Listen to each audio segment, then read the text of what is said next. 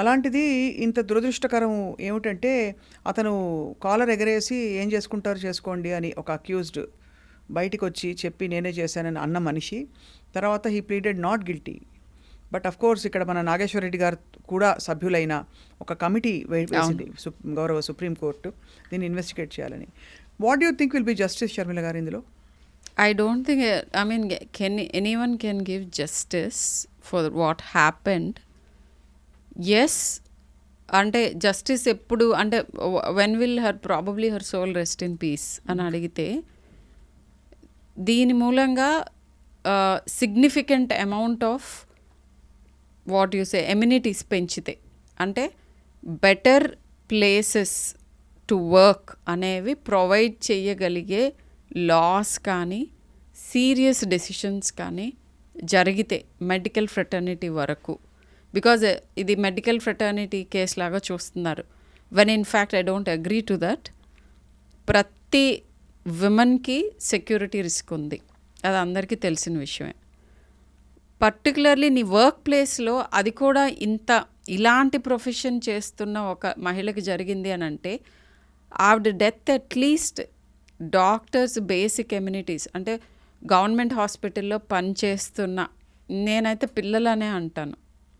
She a 30-year-old but government medical college enter అయ్యేటప్పుడు మా వయసు it will be 17-18. Back in those days it was 17, ఇప్పుడు 18 years. పసిపిల్లలు నాకైతే.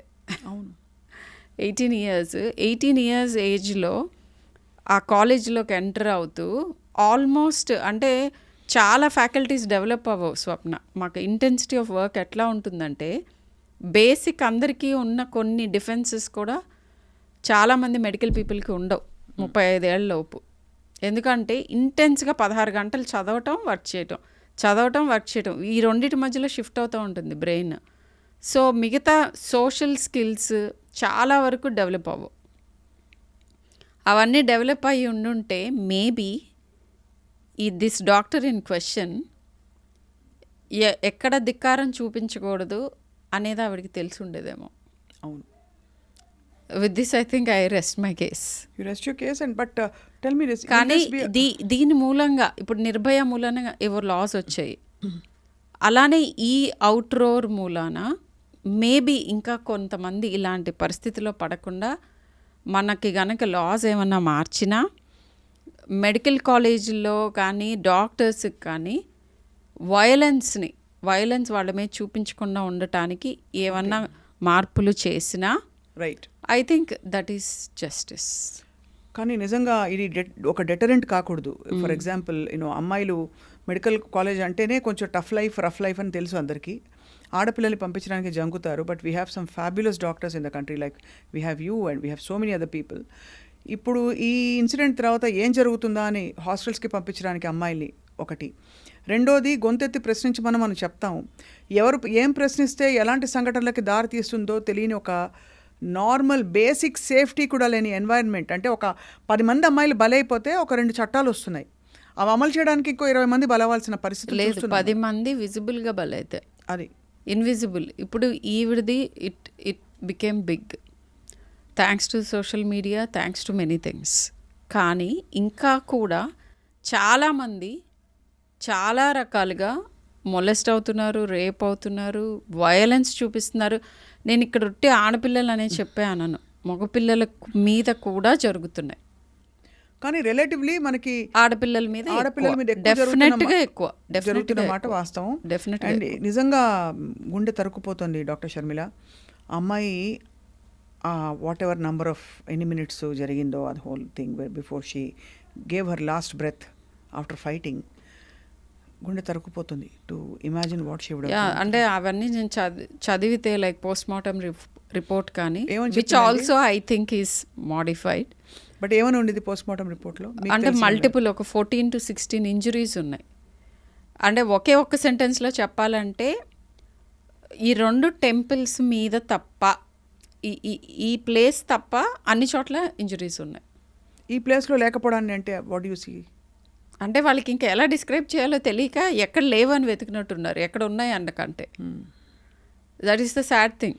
కానీ అదే ఇక్కడ ఉన్నది ఇక్కడ ఉన్నది ఇక్కడ ఉన్నది అని చెప్పుకుంటూ పోతే అన్ని చోట్ల ఉంది. సో ఎక్కడ లేదు అని చెప్పాలని అంటే ఓకే ఇక్కడ ఒక చోట లేదు అని ఎక్కడో కాస్త భూతద్దం వేసుకుని వెతికితే వాళ్ళకి ఒక చిన్న స్పేస్ దొరికినట్టు. ఖచ్చితంగా ఎవరో కసితో హర్ట్ చేయాలి, హార్మ్ చేయాలని చేసిన క్రైమ్ గానే ఇది.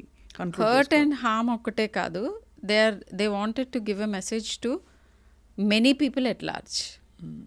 అది that is what actually makes me feel very, I mean, I would say frightened, sad, and hopeless. So now ఇక్కడ నుంచి ఏం జరుగుతుంది అనేది మనకి ఇంకా మన ఫ్యూచర్ ఎలా ఉంటుంది అనేది డిటర్మిన్ చేస్తుంది, మన country future. And at this point I have to tell you, ఇది మన నేషనల్ దాన్ని ఏమంటామంటే లైక్ రెప్యుటేషన్ కూడా ఎఫెక్ట్ చేస్తుంది. నేనేమి అవుట్ ఆఫ్ ప్రపోర్షన్ మాట్లాడట్లా, ఫస్ట్ హ్యాండే చెప్తున్నాను. లేదండి, ఆల్రెడీ నేను ఆస్ట్రేలియన్ స్టూడెంట్స్కి టీచ్ చేస్తాను. వాళ్ళు మన కంట్రీ వచ్చి నేర్చుకుంటున్నారు. First time in the world అపోలోలో ఈ జాయింట్ ప్రోగ్రామ్ ఉంది. ఎంబీబీఎస్ స్టూడెంట్స్ మన దగ్గరికి వచ్చి మన ఇవి అన్నీ నేర్చుకుని వెళ్తున్నారు అనమాట. 6 months మన దగ్గర పోస్ట్ అవుతారు. సో ఐ వాజ్ ఆస్క్డ్, దీని తర్వాత ఒకరోజు I had to take a session on Zoom 2 students in Australia. ఆ యూనివర్సిటీ వాళ్ళు నన్ను మాట్లాడమన్నారు. మా పిల్లలు భయపడుతున్నారు, what do you have to say about this, are they safe అని అడిగారు నన్ను. So this is a reflection of what will happen to the country. నేను ఇందాక అన్నది ఇది ఒక ఐసోలేటెడ్ ఇన్సిడెంట్ కాదు. సో ఆ తర్వాత ఏం చేస్తారు, ఇదే ఇంటర్నేషనల్ మీడియాలో మాట్లాడుతున్నారు. మాట్లాడిన దగ్గర నుంచి అందరూ గూగుల్ చేయటం మొదలు పెడతారు. ఇండియాలో విమెన్ సేఫ్టీ గురించి గూగుల్ చేస్తూ ఉంటే ఆబ్వియస్గా మనం అన్నీ బయటకు వస్తాయి. అండ్ ఈ 16 సెకండ్లు సరిపోదు, ప్రతి 16 ఇది క్రైమ్ రికార్డ్స్ చెప్తున్నా ఇదనమాట. 2022లో లాస్ట్ క్రైమ్ రికార్డ్స్ ఉన్నాయి, అవే పెథటిక్గా ఉన్నాయి. సో 50 ఆల్మోస్ట్ లైక్ 54 కేసులు per every hour or something like that registered. ఇంకా అన్రిజిస్టర్డ్ ఎన్ని ఉంటాయో కష్టం. So that is very sad. And ఇది కనుక if this is the sacrifice that, అంటే ఇంత జరిగితే నన్నా ఏమన్నా చేంజ్ అవుతుందా లేదా ఇది ఇంకా జరగాల, ఐ డు నాట్ నో. నేను చెప్తాను అని అంటే again as a pediatrician if I have to talk about this, పిల్లలతో టచ్లో ఉండండి, కాన్స్టెంట్గా మాట్లాడుతూ ఉండండి. అండ్ వాళ్ళకి ఏ రకమైన ఆందోళనకు గురవుతున్నారు, ఏంటి అబ్జర్వేషన్స్ అనేవి వినండి. ఇక్కడ I will tell you something very interesting. Neuro సైన్స్లో చాలామంది అడుగుతూ ఉండుంటారు స్వప్న మిమ్మల్ని, కాన్స్టెంట్గా నన్ను పేషెంట్స్ అడిగే క్వశ్చన్ ఏంటంటే, మా పిల్లలు మేము చెప్పింది వినట్లా. This is the constant complaint. So I'm sure every parent will say this at some point, అబ్బా ఏం చెప్పినా వినరు వీళ్ళు. సో వినాలి అంటే ఏం చేయాలని అడుగుతారు, అడగరు చాలామంది. ఇన్ఫ్యాక్ట్ వాళ్ళ ఓన్ డివైస్ చేస్తూ ఉంటారు. 2 పాయింట్లు చెప్తాను ఇక్కడ. ఏంటి అని అంటే 20 నిమిషాల పాటు ఎవ్రీడే, ఈ నంబర్స్ అన్నీ నేను ఫ్యాబ్రికేట్ చేసినవి కాదు, ఇది స్టడీస్ తర్వాత చెప్పినాయి. అట్లీస్ట్ 20 minutes ఎవ్రీ డే మీ పిల్లలతో మీరు స్పెండ్ చేయాలి, అది ఫస్ట్ రూల్. సెకండ్ రూల్, ఆ 20 నిమిషాలలో మీరు చెయ్యకూడనివి కొన్ని ఉన్నాయి. ఏమిటి అని అంటే, ఒకదాని తర్వాత ఒకటి క్వశ్చన్లు వేయటం, రెండోది వాళ్ళు చెప్పే వాటన్నిటికీ మీ అభిప్రాయాలు ఇమ్మీడియట్గా చెప్పేసేయటం, అండ్ భాషణలు ఇవ్వటం. ఈ 3 చేయకుండా 20 నిమిషాలు స్పెండ్ చేయండి. ఈ 3 తర్వాత ముందో ఇంకెప్పుడోనో చేసుకోండి. ఒక 20 నిమిషాలు just hear, listen. 20 minutes of active listening, ఇది రిలేషన్షిప్స్ని బిల్డ్ చేస్తుంది. యాక్టివ్ లిజనింగ్ అంటే ఏమిటి అని అంటే, నాకు ఈ 20 minutes నేను నీతోనే ఉంటా, మీకు తెలిస్తే కనుక వాళ్ళకి ఇష్టమైనది పని ఏంటి అనేది చైల్డ్ ఏజ్ బట్టి డిఫరెంట్గా ఉంటాయి. ఆ యాక్టివిటీ అన్నా చేయొచ్చు, లేదా జస్ట్ కూర్చోండి వాళ్ళని కబుర్లు చెప్పమనండి, దట్స్ ఇట్. వినండి.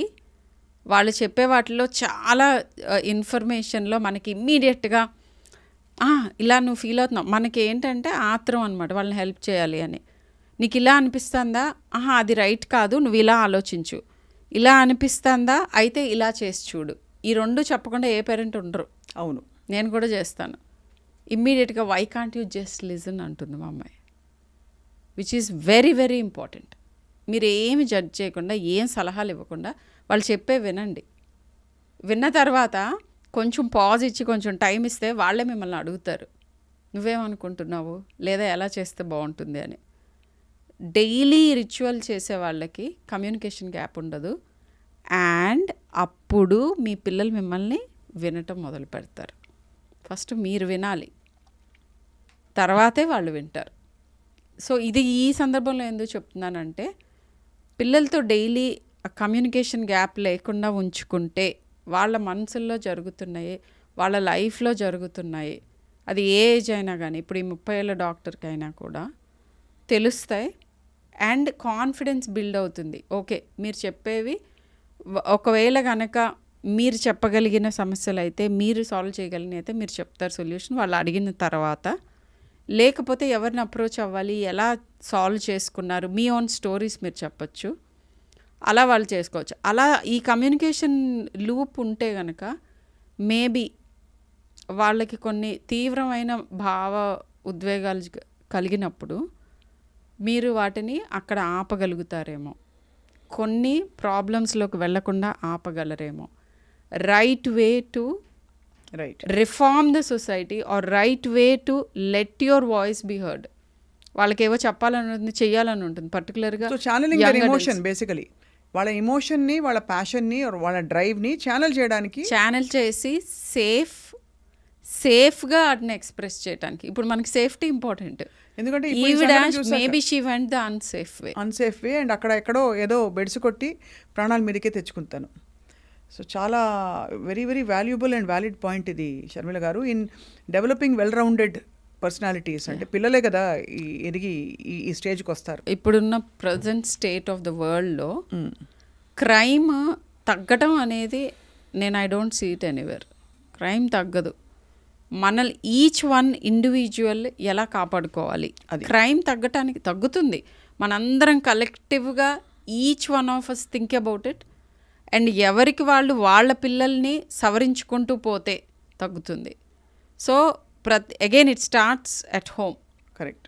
ఈచ్ హోమ్లోనూ రిఫార్మేషన్ వస్తే డెఫినెట్గా సొసైటీ రిఫార్మ్ అవుతుంది.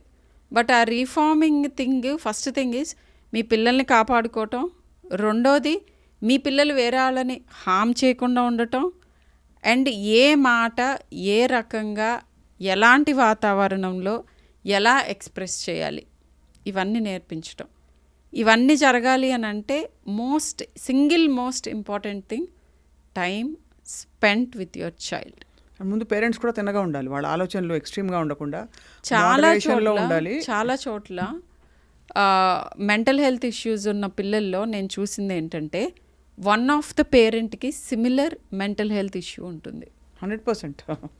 సో ఇది మనం ఓపెన్ మైండ్తో ఉండి మన పిల్లలతో మనకున్న ప్రాబ్లమ్ని డిస్కస్ చేయటానికి వెళ్ళాలి. వాళ్ళు చెప్పింది ఓపెన్ మైండ్తో విని, కొన్నిసార్లు కొంతమంది parents they come fourth with the information. చాలాసార్లు నేను అడిగి తెలుసుకుంటే తెలుస్తుంది, రైట్ చెప్తాను. It is never too late. మిమ్మల్ని మీరు రిఫార్మ్ చేసుకోవచ్చు, మీ పిల్లల్ని హెల్ప్ చేయొచ్చు. ఇది చాలా ఈ ప్రాసెస్ చాలా అవసరం. బహుశా ఫ్యూచర్ జనరేషన్స్కి ఇంకా కొంచెం సెల్ఫ్ ప్రొటెక్షను, సెల్ఫ్ మోడరేషన్ అనే ఒక ఇన్స్టింక్ట్ రావడానికి. చాలా very very thought provoking discussion doctor Sharmila. I think let's wait and hope that justice will prevail. And ఇంత జరిగినందుకు, ఇంత దారుణం జరిగిపోయాక అట్లీస్ట్ వ్యవస్థ నిద్రపోలేదు, ఖచ్చితంగా దీన్ని ప్రోబ్ చేసి దోషులకి శిక్ష పడాలని చెప్పి. అలాగే I can only hope and we can only hope and we can only wish it happens before it catches. అంటే ఇదే వ్యాధి ఇంకా ఎక్కువ ప్రబలిపోకుండా ఉండాలని కోరుకోవటమే. Right. Thank you so much doctor Sharmila for this conversation. Thank you.